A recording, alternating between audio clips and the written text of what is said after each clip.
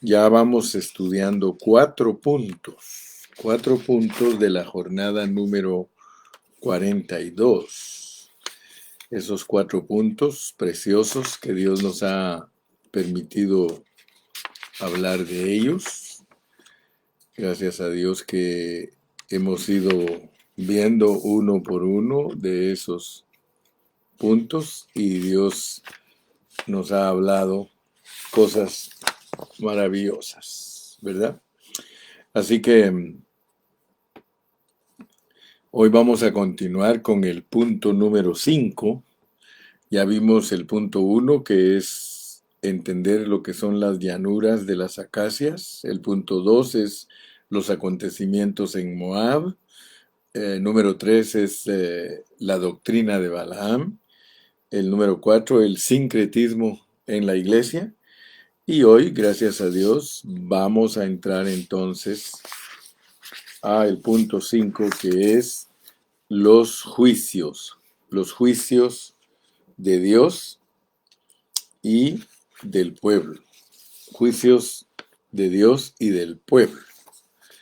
Entonces, como ya estamos listos, porque, bueno, creo que algunos lo van a ver hasta en la noche o puede ser que lo vean más tarde, pero bienvenidos los que ya estamos aquí presentes. Ya tenemos a 10 hermanos viendo el programa.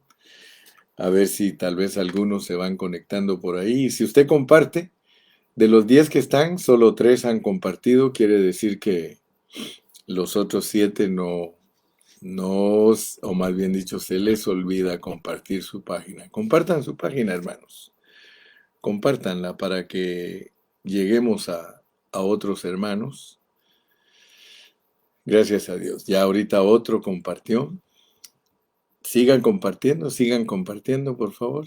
Tengo 12 viendo y solo 5 han compartido. ¿O será que no me marcan de que todos ustedes han compartido? No, si todos ustedes comparten, tengo 12 que están viendo y 6 que han compartido. Dios los bendiga a todos y cada uno.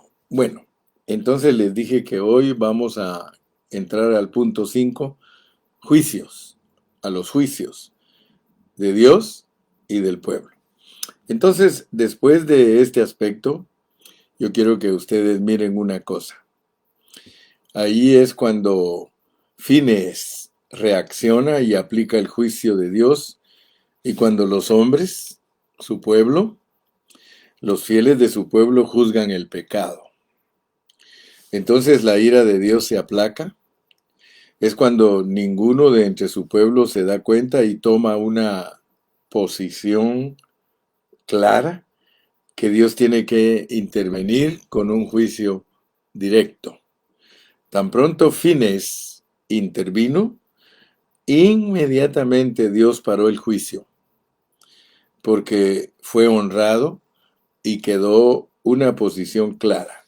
Dios paró su juicio porque ya fue juzgado por su pueblo. Algunos de su pueblo juzgaron y señalaron el pecado y mostraron lo que estaba mal. Ya no era necesario que Dios lo hiciera. Pero mientras no se pronunciara su pueblo, se tenía que pronunciar Dios.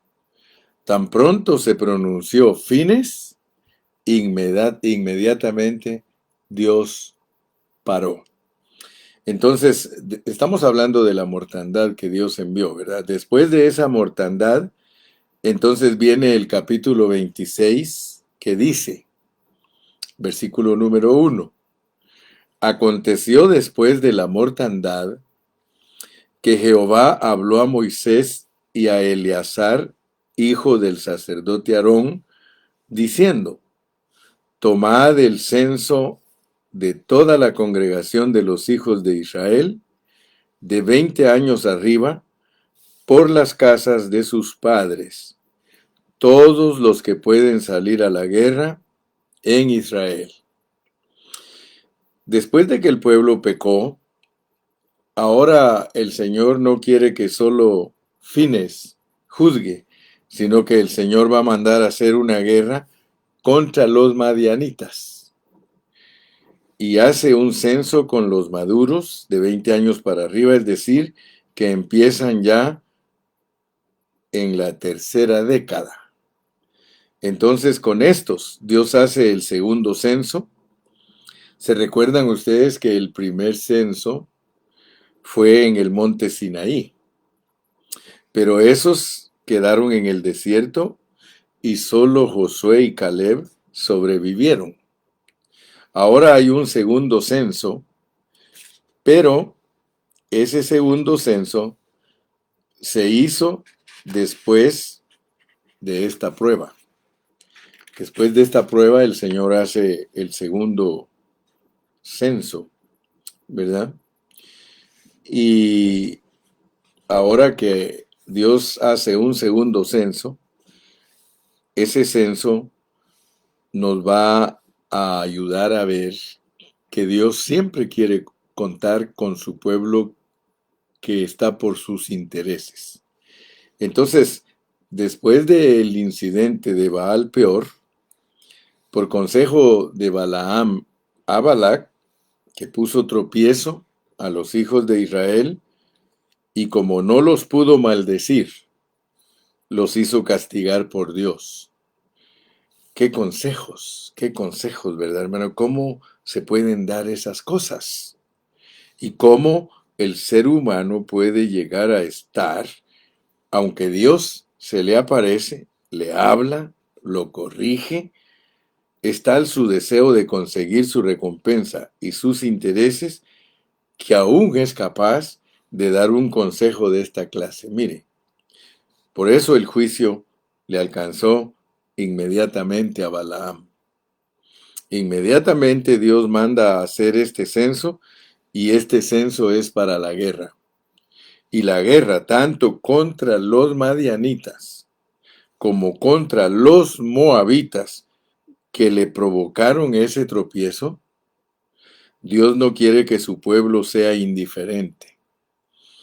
El pueblo una vez aprendió y tiene que estar en posición de guerra. Ya sabemos a dónde nos conduce esa trampa, esa astucia, ese ecumenismo mentiroso. Ahora no podemos ser indiferentes. Tenemos que estar claros, es con el censo. Ahora recién estos son los que forman parte del ejército de Dios. Y dice, tomad el censo de toda la congregación de los hijos de Israel, estoy en el versículo 2 del capítulo 26, de 20 años arriba, por las casas de sus padres, todos los que pueden salir a la guerra en Israel, y Moisés y el sacerdote Eleazar hablaron con ellos en los campos de Moab, junto al Jordán, frente a Jericó. Allí fue cuando contaron. Todo el capítulo 26 es el censo. El versículo 51 dice, estos son los contados de los hijos de Israel, 601,730.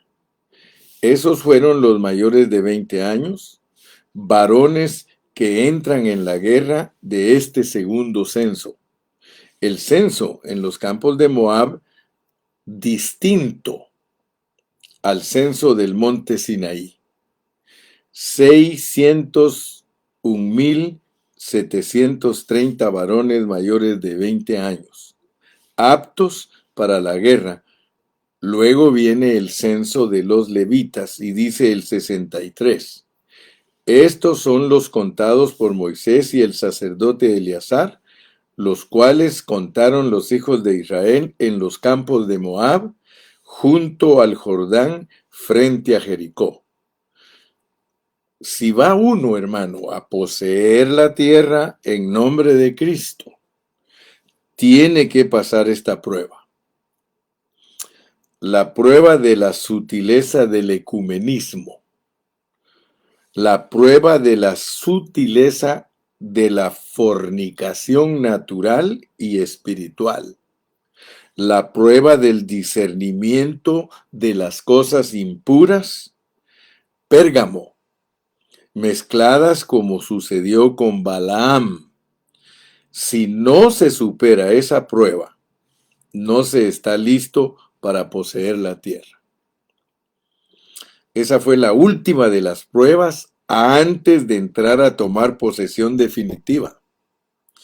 Solamente después que vino el juicio de los madianitas y luego el censo, entonces aparece acá el versículo 64. Y entre estos, ninguno hubo de los contados por Moisés y el sacerdote Aarón, quienes contaron a los hijos de Israel en el desierto de Sinaí. Moisés y Aarón en Sinaí, Moisés y Eleazar en los campos de Moab. Luego viene el caso de las hijas de Zelofejad, que aparece aquí en Números 27, y también al final de Números, solamente que en el 27, estas hijas, como no tenían hermano, entonces querían saber qué iban a heredar. Entonces se les ordenó que heredaran también. Pero luego, los jefes de estas tribus de las hijas de Zelofejad dijeron, bueno, cuando ellas se casen, la heredad de ellas va a pasar a otras tribus. De manera que aquí, al final de Números, Dios da la revelación de que se casen con gente de su propia tribu, porque está ligada la persona con su tribu y la herencia con su tribu, para que no se vayan a otra tribu. Luego viene lo que aconteció cuando Moisés fue llamado a subir al monte Abarín, pero antes de eso, él nombra a Josué. Ahora ya hay un censo, un ejército, y Moisés va a salir del camino, porque la vez pasada vimos el significado espiritual del monte Abarín, pero les dije que cronológicamente Moisés murió después, pero en ese monte. No hay que confundir lo espiritual con lo cronológico. Aquí es cuando se nombra a Josué, y Josué va a ser el jefe de ese ejército. Luego vienen las ofrendas diarias, las ofrendas semanales de sábado, las ofrendas mensuales de novilunio, lunas nuevas, y las ofrendas de las fiestas. Todo esto, hermanos, es figura de Cristo. Ese ejército es un ejército consagrado al Señor todos los días, todas las semanas, todos los meses, todos los años. Están teniendo al Señor delante y viviendo por el Señor. Fíjense lo que Dios nos revela en estos pasajes antes de tomar la tierra prometida. Todo este simbolismo, todas estas metáforas, todas estas alegorías, todas estas historias, todo esto que sucedió en el tiempo, sirve para que nosotros entendamos lo que es poseer totalmente a Cristo. Hermano, mire, yo no creo que Dios por gusto nos tenga estudiando la palabra. Pero si hemos estudiado la palabra por tanto tiempo, hermano, es tiempo que nosotros le demos la seriedad que ella merece. Porque aquí nos revela Dios que nosotros tenemos que estar consagrados a Él, entregados a Él todos los días, todas las semanas, todos los meses, todos los años. Estamos hablando, hermano, de hermanos fieles. Por eso nosotros somos llamados, escogidos y fieles.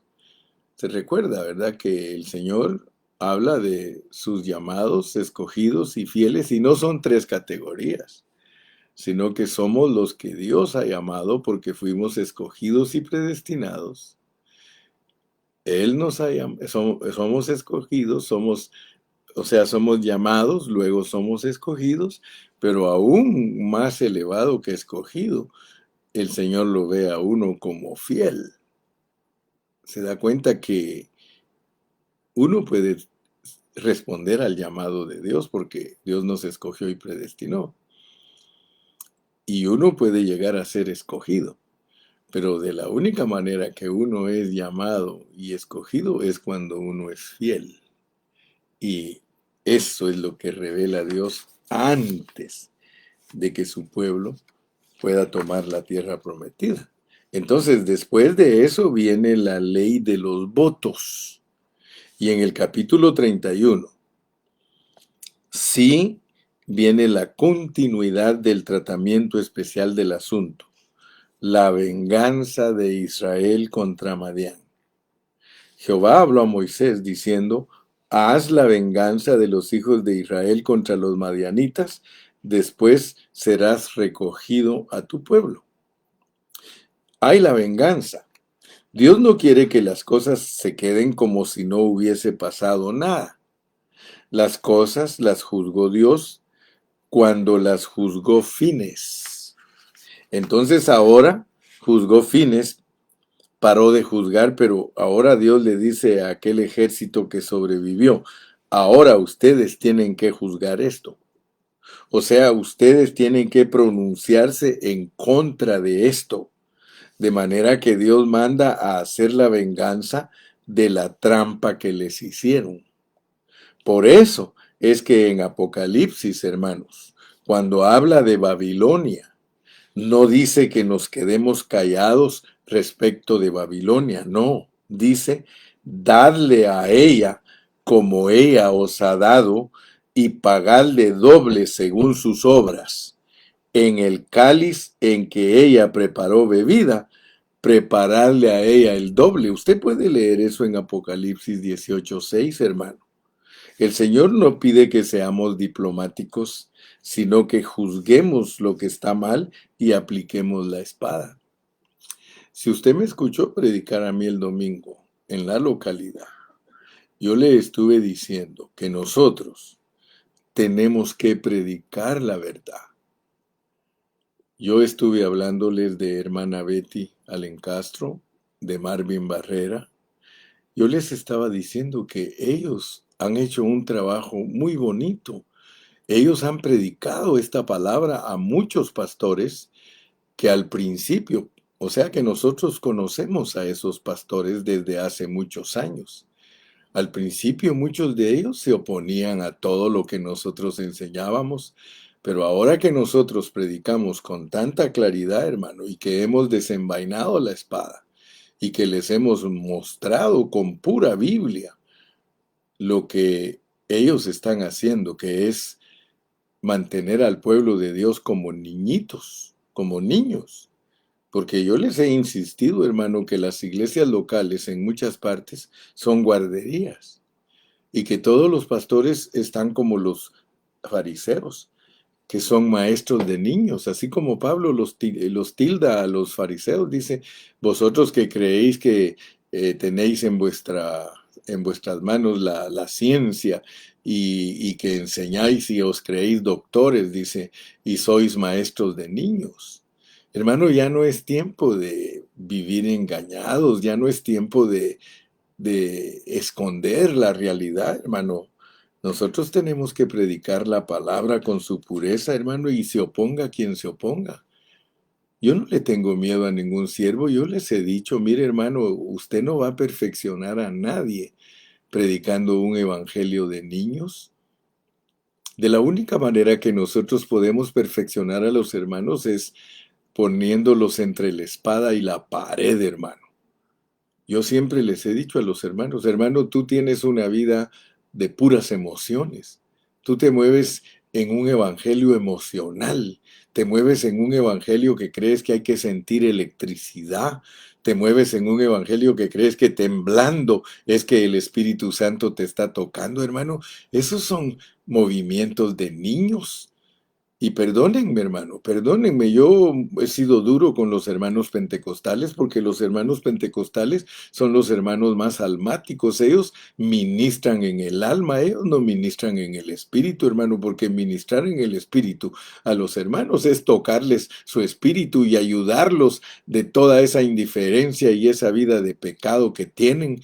Sí, hermano, estamos en los últimos tiempos, hermano, para que el pueblo no sea confundido y sea arrastrado, hermano, especialmente en este tiempo del globalismo, el ecumenismo, donde Satanás está queriendo utilizar a los grandes jerarcas para arrastrar al pueblo a la fornicación espiritual. Y dice que ese falso profeta, con cuernos de cordero, ¿sí? Hacia, sí, sí, hacía que todos adoraran a la primera bestia. Así dice la palabra de Dios. Ese es el gran banquete de Baal peor, de nuevo, hermano, ese ecumenismo dirigido por jerarcas religiosos, llevando a la gente a servir al globalismo y a la política del anticristo. Hermanos, hay que tener cuidado acerca de eso, porque ese es, hermano, el banquete de Baal peor. Ahora en el Nuevo Testamento, entonces, hermanos, aquí los madianitas fueron atacados por Israel en esta venganza y pelearon contra Madián como Jehová lo mandó a Moisés y mataron a todo varón, mataron también entre los muertos de ellos a los reyes de Madián, Evi, Requem, Sur, Ur y Reba, 5 reyes de Madián. También a Balaán, hijo de Beor, mataron a espada. También Balaán fue juzgado, hermano. Porque si debían morir los madianitas, cuánto más el artífice que fue Balaam. Ese es el juicio del falso profeta, hermano. Dios no va a juzgar solo a los ángeles caídos, Él va a juzgar al falso profeta. Y por eso nosotros, hermano, tenemos que tener una defensa. Tenemos que predicar la palabra con pureza. Hermano, no te importe si todo el mundo está contra ti. Predica la palabra de Dios con pureza, porque Dios, para juzgar al falso profeta y para demostrarle que está en contra de Dios, nos usa a nosotros predicando la pureza de la palabra. Predicando, hermano, en contra de todo lo que es religiosidad, ¿sí? Como ustedes saben que se está preparando todo el camino para el anticristo. Si ustedes le ponen atención a las cositas que dice el Papa es una persona que le está preparando el camino al anticristo. Sí, le está preparando. El Papa no es el que va a ser el anticristo, sino que él representa la mujer que cabalga sobre la bestia. La bestia es el anticristo, es el poder político, pero la religión cabalga sobre el anticristo, sobre la bestia política. Por eso ustedes van a ver en las noticias, mire si no quiere el Vaticano unir al mundo entero en una sola religión, para que toda la gente se ame. Un ecumenismo, una unidad falsa, porque es una unidad con todo lo que está al orden del mundo, el mundo entero, Pérgamo. Hermano, nosotros no vamos a hacer alianza con Pérgamo. Aunque a veces nosotros parecemos mundanotes, hermano, porque somos cristianos y bien mundanotes, pero Dios no nos quiere así. Cada día que pasa, hermano, Dios va a apretarnos, porque Dios nos va a quitar las vestiduras viles a los cristianos. Precisamente Él va a permitir que el anticristo nos venza para que se vea realmente quién es cristiano y quién no es cristiano, hermano. En Josué capítulo 13 y versículo 22, miren cómo se le llama a Balaam cuando vuelve a contar eso. Cuando en el libro de Josué se está contando esto de nuevo, dice desde el versículo 21, todas las ciudades de la llanura y todo el reino de Sehón, rey de los amorreos, que reinó en Hesbón, el cual derrotó Moisés y a los príncipes de Madián, Evi, Requem, Sur, Ur y Reba, príncipes de Sehón que habitaban en aquella tierra, también mataron a espada a los hijos de Israel, también mataron a espada a los hijos de Israel a Balaán el adivino, hijo de Beor, entre los demás que mataron. Aquí ya se le llama por su nombre, Balaán el adivino. Por eso es de que yo, hermano, mire, cuando escucho a ciertos hermanos usando a Dios para disque profetizar, dice el Señor, y ellos hacen cosas tan incorrectas usando el nombre del Señor, hermano. Pero note usted pues que esa es adivinación. Muchos hermanos carismáticos usan mucho la adivinación. Miren los predicadores carismáticos. Ellos rápido le dicen, el Señor me muestra a mí de ti tal y tal y tal cosa, y la persona dice, eso no es cierto. Adivinan, están tratando de adivinar, son chamanes. Por eso yo les he dicho en otras oportunidades, no podemos fabricar cosas de Dios para simular que el poder de Dios está entre nosotros. En el pueblo pentecostal se ve tanto, hermano, como adivinación. Fíjese, se lo digo que es adivinación. Mire, yo he conocido durante estos 43 años que he pastoreado, porque yo también he trabajado con los pentecostales. En determinado momento yo reclamaba a capa y espada y defendía que yo era un pentecostal. Pero después me di cuenta, hermano, que mi pentecostalismo era mucho de la carne, hermano. Yo se lo digo porque habían hermanitas al lado mío que profetizaban. Le profetizaban a los hermanos que no se iban a morir cuando estaban enfermos y a la semana siguiente se morían. ¿Para qué vamos a decir que es el Espíritu Santo, hermano, el que está diciendo? Mire, ¿se recuerda usted del cantante que murió? Ese cantante guatemalteco que murió de cáncer. A él como 20 hermanos profetas le profetizaron que no se iba a morir. Solo un hermano que realmente llegó con la realidad de Dios, le dijo, alístate y arregla tu casa porque tú te vas a morir. Él no vino especulando, él no vino adivinando, él vino y le dio el mensaje que Dios le había puesto en sus labios. Entonces, este era adivino, él profetizó cosas de Dios, porque Dios no le dejó maldecir a Israel. A veces hasta los hechiceros y los esotéricos, a pesar de ellos, se dan cuenta quiénes son hijos de Dios, porque el diablo mismo reconoce. Dios tiene control absoluto y hace reconocer a brujos y brujas que fulanos y sutanos son hijos de Dios, y lo mismo sucedió aquí con Balaam. Él era un adivino que era contratado para maldecir. No iban a contratar para maldecir a alguien desconocido.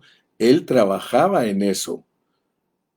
Sigamos por lo menos dando una mirada panorámica a los sucesos allí en campos de Moab, hermano. Después, miren otra astucia del diablo. Ellos juzgaron y trajeron el botín y mataron a los hombres, pero dejaron las mujeres.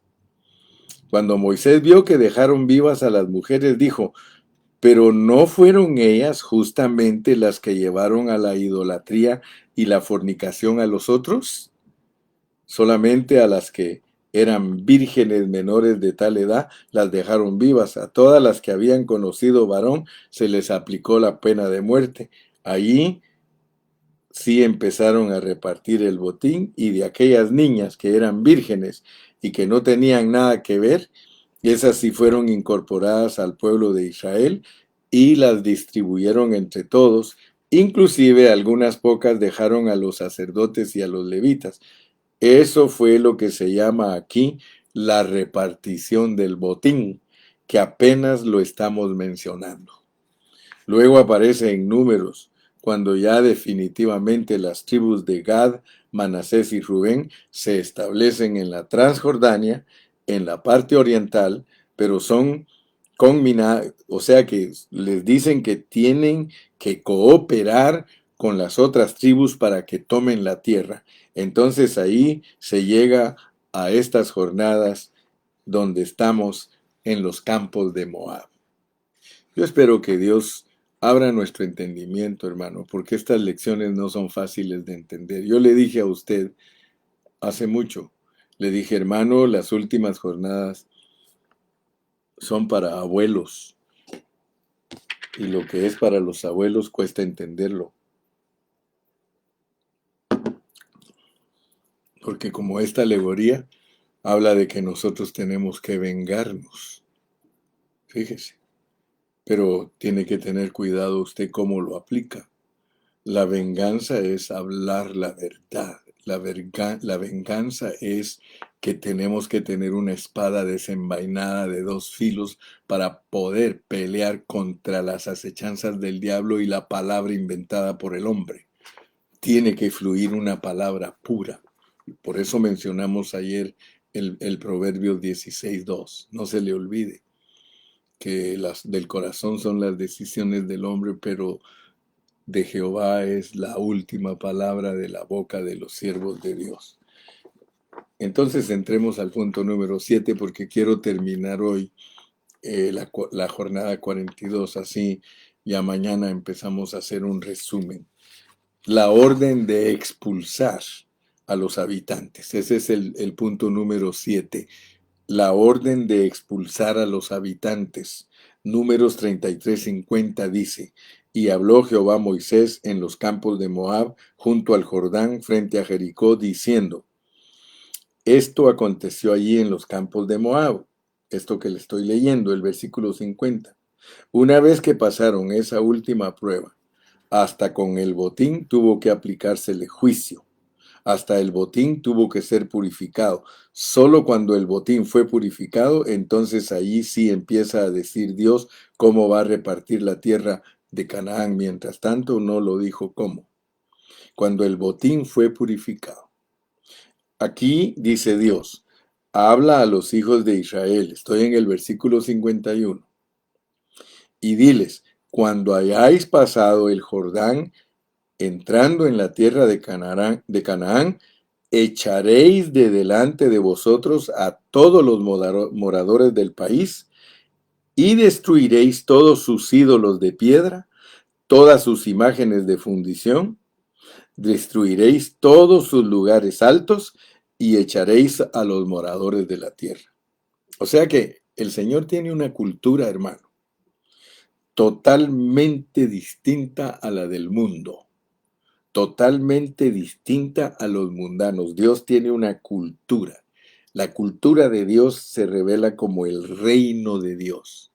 Y por eso dice, y habitaréis en ella, porque yo os la he dado para que sea vuestra propiedad. Fíjese que Dios esperó que aquella otra cultura llegara al colmo y esperó 400 años desde Abraham, mientras iba preparando a su pueblo, con el cual iba a juzgar aquella cultura y establecer su reino, porque ese es el derecho de Dios sobre la tierra. Dios hizo al hombre para establecer su reino por toda la tierra. El pecado la vendió a Satanás y Dios entonces ahora está recuperando de Satanás las cosas por medio de un pueblo que le es fiel. Pero ¿cuánto tiene que aprender el pueblo para serle fiel a Dios y para que el reino de Dios tenga un poquito de espacio en la tierra? Cosa seria, hermano. ¿Verdad que es serio esto, hermano? Todo el resto del capítulo 33 y el 34 es para repartir la tierra. En el 35, como los levitas no tenían herencia en la tierra, se habla de cuál es la herencia de los levitas, cuáles son las ciudades de refugio que a ellos les corresponden. Luego la ley sobre los testigos y sobre el rescate, ahí es cuando Dios establece la pena de muerte para los asesinos. y dice una cosa muy seria.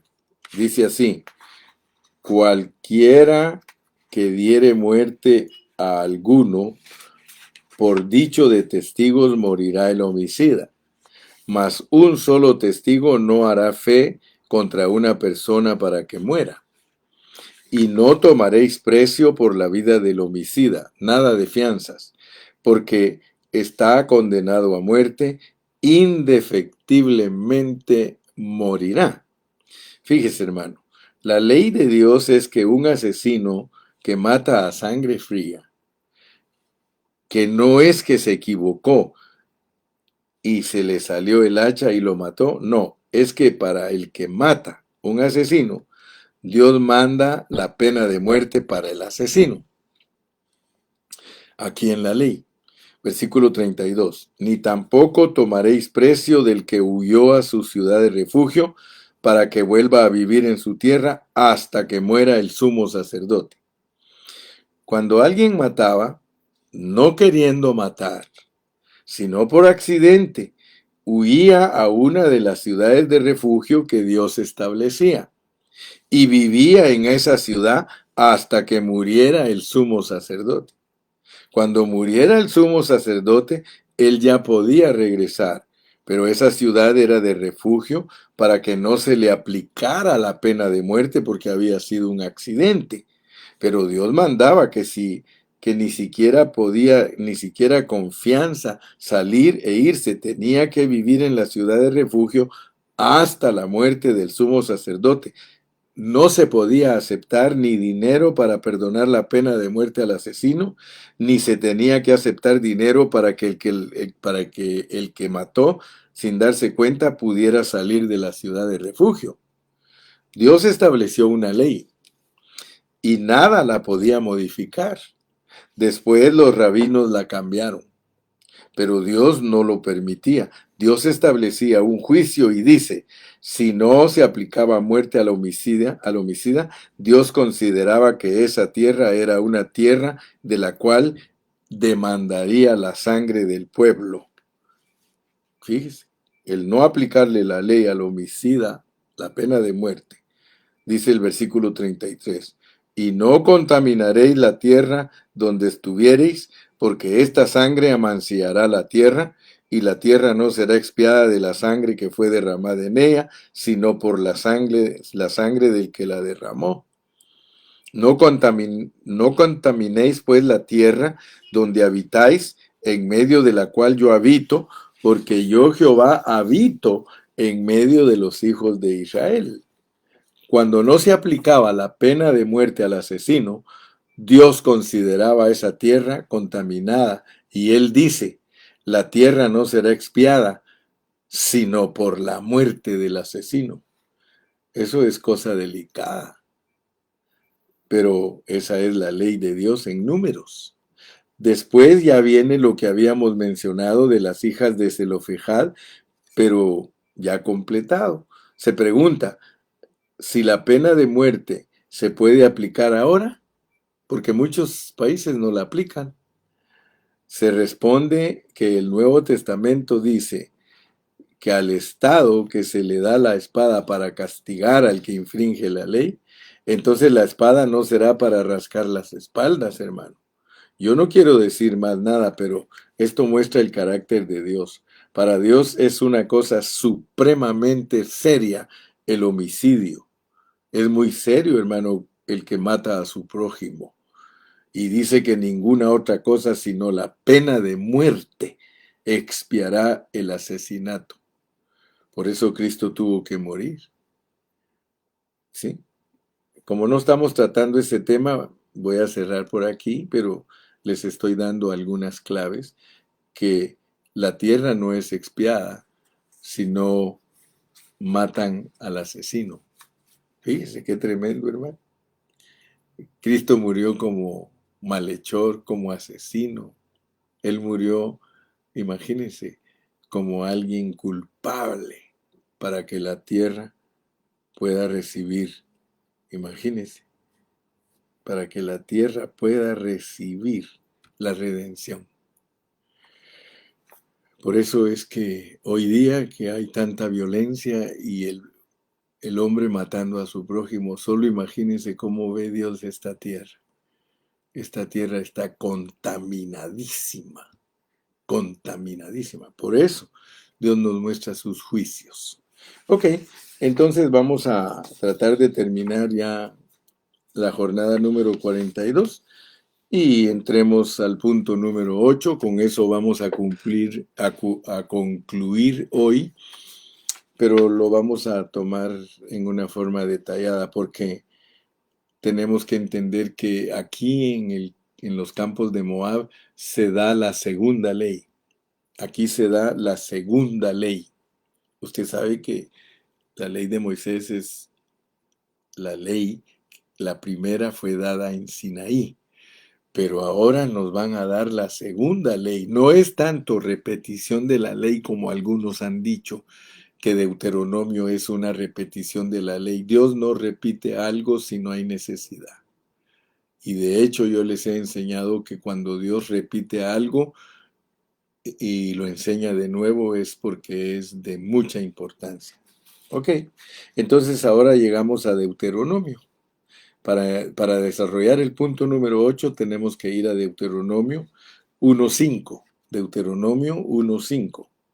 Vamos a ver la panorámica de lo que hay en Deuteronomio, porque no alcanzamos a verlo, pero en síntesis, el título de Deuteronomio significa recapitulación de la ley. Es una segunda ley, donde la ley de Sinaí es confirmada, restablecida con este nuevo pueblo. Y también se le dan algunas cosas adicionales, preparándolo para tomar la tierra. Dice en Deuteronomio 1.5, de este lado del Jordán, en la tierra de Moab, resolvió Moisés esta ley diciendo. Ahí comienza Moisés a recordar todo lo que les había revelado allá en Horeb, en el Sinaí, los jueces. Ustedes pueden ir pasando las páginas en sus Biblias recordando el caso de los 12 espías que fueron enviados desde Ritma, luego el castigo de Israel, ¿sí? Vagando por el desierto, la derrota en Horma, los años en el desierto. Les recuerda todo esto hasta llegar a Sehón y a Og y a la distribución de la tierra en la Transjordania. Y luego recuerda cuando a Moisés no se le permitió entrar a la tierra prometida y comienza a dar unas leyes desde el capítulo 4. Moisés les exhorta a la obediencia, les recuerda a Horeb y les advierte contra la idolatría. Lo primero es contra la idolatría, o sea, del pecado contra Dios, que es el más serio. Hoy en día cualquier otro pecado se juzga, menos el pecado contra Dios. Sin embargo, en el pueblo de Israel el pecado contra Dios era el primero en ser juzgado. Luego en el capítulo 5 vuelve a recapitular los 10 mandamientos. En el capítulo 6 enfatiza cuál es el grande de esos mandamientos. Y en el capítulo 7 les dice cuáles son las bendiciones de la obediencia. Y en el capítulo 8 les habla de la buena tierra que han de poseer. Luego habla de la destrucción de las naciones de Canaán. Luego les recuerda la revelación que hubo en Horeb y renueva otra vez el pacto. El capítulo 12 establece lo del santuario único. Hasta aquí el tabernáculo había ido vagando por el desierto. Ahora Dios les dice que ellos van para una tierra, que van a empezar a poseer esa tierra y que entonces tienen que establecer un santuario único. Claro que cuando ellos empiezan a poseer la tierra durante el tiempo de Josué, ellos empezaron a poseer la tierra, pero muerto Josué, empezaron unos a retroceder.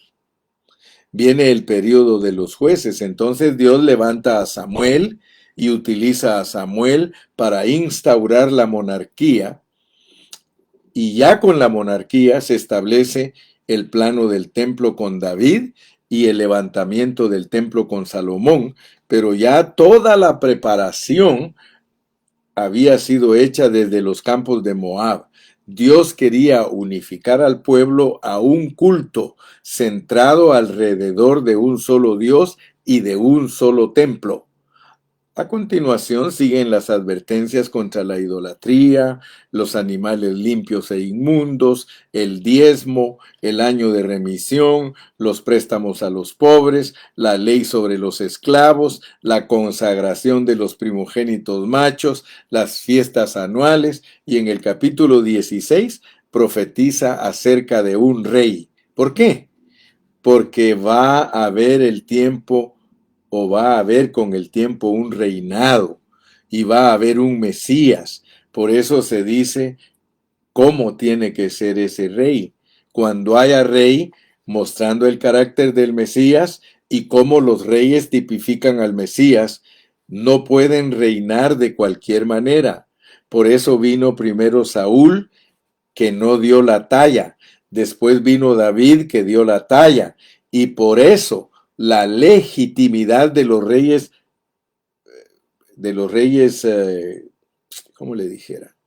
La legitimidad de los reyes que Dios realmente aprobaba, los enfatiza. Y entonces, hermano, todo esto fue dado en los campos de Moab. En el capítulo 18 se promete al Mesías, al profeta como Mesías que había de venir, o sea, Moisés no consumó las cosas en él. Luego otra vez las ciudades de refugio, leyes sobre el testimonio, leyes sobre la guerra, porque entrar a poseer la tierra es por medio de guerra y edificación. Son dos cosas: edificar el reino de Dios en guerra contra toda cultura contraria a Dios en esencia. Por eso habla de las leyes de la guerra. En el capítulo 21 habíamos visto lo terrible que es el asesinato. Expiación de un asesinato cuyo autor se desconoce. Dios no quiere que el pueblo sea indiferente cuando aparece un muerto por ahí. Ah, sí, como yo no lo maté, no importa. No, Dios existe. Que el pueblo se pronuncie en contra y pida perdón para que Dios no se lo cuente.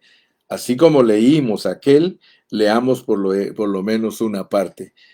Si en la tierra, dice el versículo 1, si en la tierra que Jehová tu Dios te da para que la poseas, fuere hallado alguien muerto, tendido en el campo, y no se supiere quién lo mató, entonces tus ancianos y tus jueces saldrán y medirán la distancia hasta las ciudades que están alrededor del muerto, y los ancianos de la ciudad más cercana al lugar donde fue hallado el muerto tomarán de las vacas una becerra que no haya trabajado, que no haya llevado yugo, y los ancianos de aquella ciudad traerán la becerra a un valle escabroso que nunca ha sido arado ni sembrado, y quebrarán la cerviz de la becerra allí en el valle. Entonces vendrán los sacerdotes hijos de Leví, porque a ellos escogió Jehová tu Dios para que le sirvan y para bendecir en el nombre de Jehová, y por la palabra de ellos se decidirá toda disputa y toda ofensa. Y todos los ancianos de la ciudad más cercana al lugar donde fue hallado el muerto lavarán sus manos sobre la becerra cuya cerviz fue quebrada en el valle, y protestarán y dirán: nuestras manos no han derramado esta sangre, ni nuestros ojos lo han visto. Perdona a tu pueblo Israel, el cual redimiste, oh Jehová, y no culpes de sangre inocente a tu pueblo Israel, y la sangre les será perdonada. Y tú quitarás la culpa de la sangre inocente de en medio de ti, cuando hicieres lo que es recto ante los ojos de Jehová. Hermanos, ¿cuánto debemos aprender aquí nosotros en donde estamos, en Estados Unidos, en México, en Guatemala, en cualquier país, hermano. El pueblo no tiene que decir no tenemos nada que ver con esto, hermano. No tenemos nada que ver quién mató a esa persona. Hermano, tenemos que acudir a la sangre del Señor Jesús, que está tipificada por estos sacrificios aquí, y no ser partícipes de esto y pedir que el Señor intervenga con su mano. Yo le puedo decir, hermano, en muchos países la gente se ha acostumbrado a ver muertos y ya es tan común para ellos. Un tiempo atrás, hermano, un tiempo atrás, en El Salvador, hermano, antes que el presidente Bukele combatiera las pandillas, en un solo día los pandilleros mataron 83 personas. Ellos quemaron un bus y no dejaron salir a ninguna persona del bus. Mataron hombres, mujeres y niños y los quemaron allí, hermano. Hermano, eso es de afligirse, hermano. ¿Cómo puede ser posible que los hombres hoy día hagan esas cosas, hermano? Parecen hijos del diablo, hermano. Pero los cristianos no podemos ser indiferentes a eso, hermano. Ahora los cristianos debemos de darle gracias a Dios por este presidente que Dios les puso a mis hermanos salvadoreños, que les está evitando que su tierra siga siendo contaminada. Tenían que decir un día basta, y Dios levantó al hermano Nayib Bukele para que él dijera basta. No es posible estar derramando tanta sangre de gente inocente y nosotros, hermano, viviendo tan indiferentes, hermano. Oremos, hermano, porque cuando Dios oye la oración de su pueblo, Él produce gobernantes sanos, Él produce gente justa, gente que ponga orden, gente, hermano. Por eso es que Cristo en este tiempo va a levantar presidentes. Y yo confío que Dios a Guatemala también le quiere levantar hombres justos, hombres que se opongan totalmente, hermano, a que nuestras tierras sigan contaminadas. Tú tienes que saber eso, que Dios te abra tus ojos, México, que Dios te abra tus ojos. Tienes que vivir en oración. Si mi pueblo se humillare, yo sanaré su tierra. Si mi pueblo se humillare, hermano, es que no nos estamos humillando delante de Dios lo suficiente para que Dios tenga misericordia. Hoy tú sales de la casa y no sabes si vas a regresar, porque un bandido, un hombre malo, un hijo del diablo puede matarte. Puedes ir al supermercado y al salir de ahí te matan. Puedes ir a un almacén y al salir a tu carro o al bus, alguien te va a hacer algo. Hermano, oremos, oremos. A veces decimos oremos por la paz de Jerusalén, pero ¿por qué no oramos por la paz de todos nuestros pueblos, hermano? Donde estamos viviendo nosotros, donde ya no hay nada de confianza, hermano. Oremos por Ecuador, hermano. Mire, en Ecuador la violencia, el ladronismo, hermano, los asesinatos, todo está a la orden del día. Y nosotros como cristianos, hermano, con los brazos cruzados y tan felices, soy feliz, Cristo me salvó. Hermano, dice la Biblia que el justo Lot afligía su alma todos los días al ver la nefanda conducta de los de Sodoma y Gomorra, hermano. Hoy día muchos tan indiferentes, hermano, tan indiferentes, y esos malvados queriendo derechos para ellos y para todo y para engañar a los hijos de usted, hermano. Bueno, yo quisiera que Dios nos abriera nuestro entendimiento. Quiero decirle al final que esta jornada abarca muchas cosas. Y aquí hay mucha revelación de Dios, hermano, que es difícil de explicar. Difícil de explicar. Pero si nosotros abrimos nuestro corazón, hermano, Dios nos va a ayudar a entender todas estas cosas. Fíjese que a mí me llama la atención. A mí me llama mucho la atención, hermano.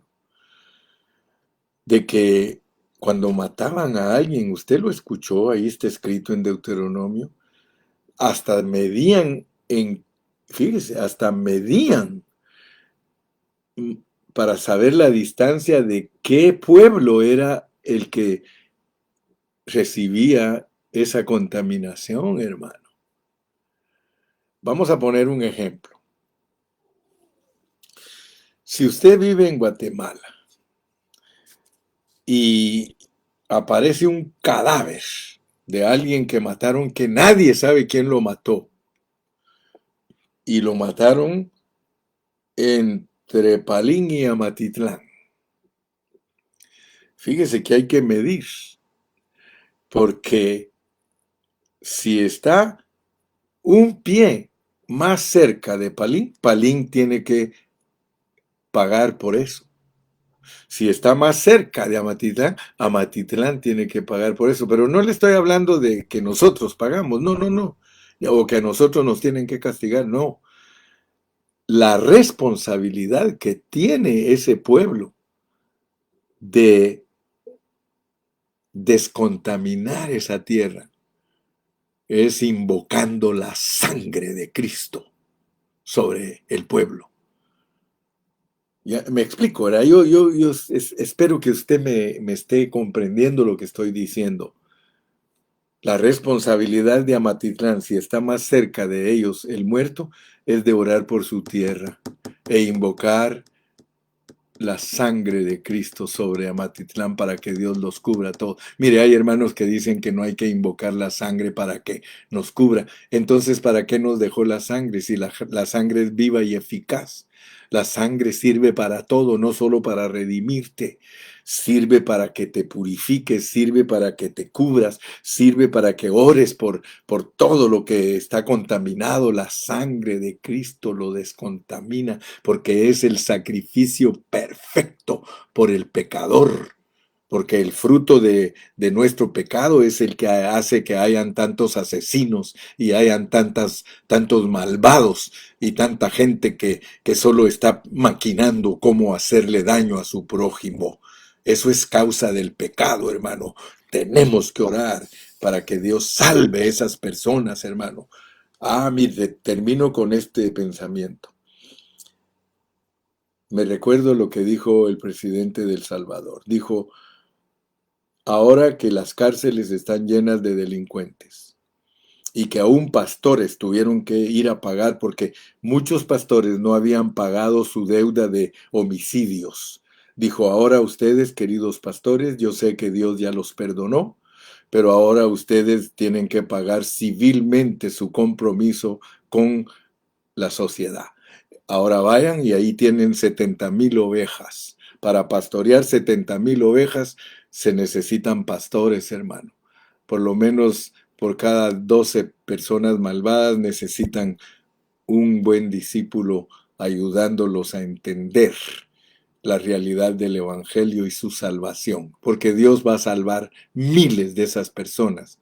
Las va a perdonar porque ahí se van a arrepentir, pero ahí se van a morir en la cárcel. Pero de allí, de esa cárcel, van a salir a disfrutar a Cristo en la eternidad. Que Dios los bendiga, Dios los guarde. Recuérdese que los evangélicos estamos en pro de que se salve aún la persona más corrupta y más depravada. Nosotros somos intercesores de ellos porque Cristo intercede por ellos y por nosotros. Que Dios te bendiga y te guarde. Seguimos mañana.